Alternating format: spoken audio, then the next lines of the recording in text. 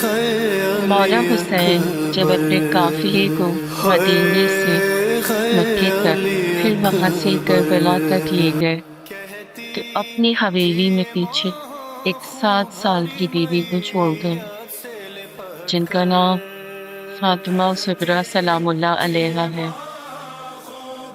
कुछ रावी बयान करते हैं कि बीवी को छोड़ के जाने का मकसद फ़कत यही था कि वो हिमशक्ल बीवी सैयदा सलामुल्लाह अलैहा था।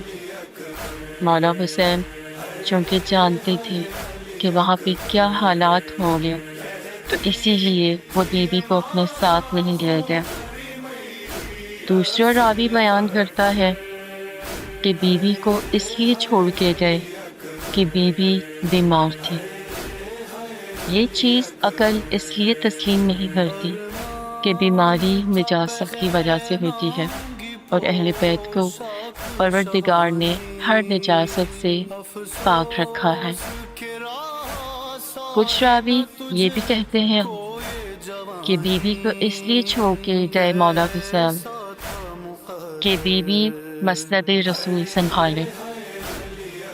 बीबी फातिमा सुगरा मौला हुसैन को ख़त लिखती हैं। वो ख़त तब पहुंचता है जब शहज़ादे अली अकबर की शहादत हो चुकी होती है। बीवी अपने ख़त में लिखती हैं, बिस्मिल्लाहिर्रहमानिर्रहीम। प्यारे बाबा, बेटी का सलाम।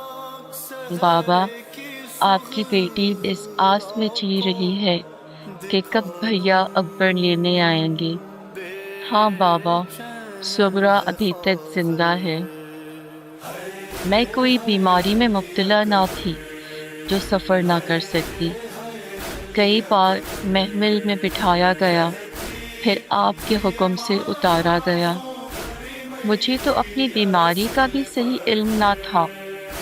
सब यही कहते रहे कि सुगरा बीमार है, गर्मी का सफ़र है, इसे साथ ले जाना मुनासिब नहीं।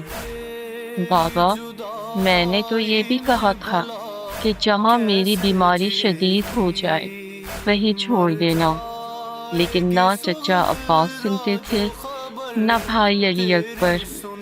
वो मेरी क्यों सुनते? वो तो आपके हुक्म के पाबंद थे ना बाबा।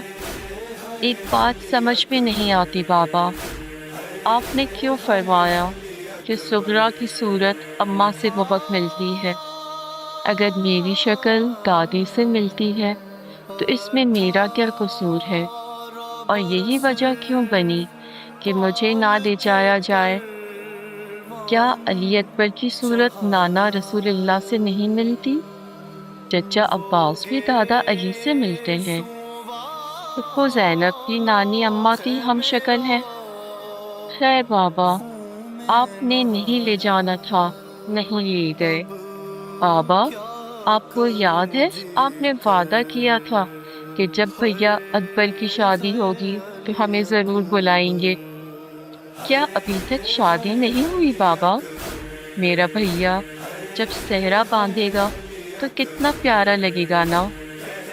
नाना से दुआएं मांग मांग कर थक गई हूँ बाबा, अब नींद भी नहीं आती।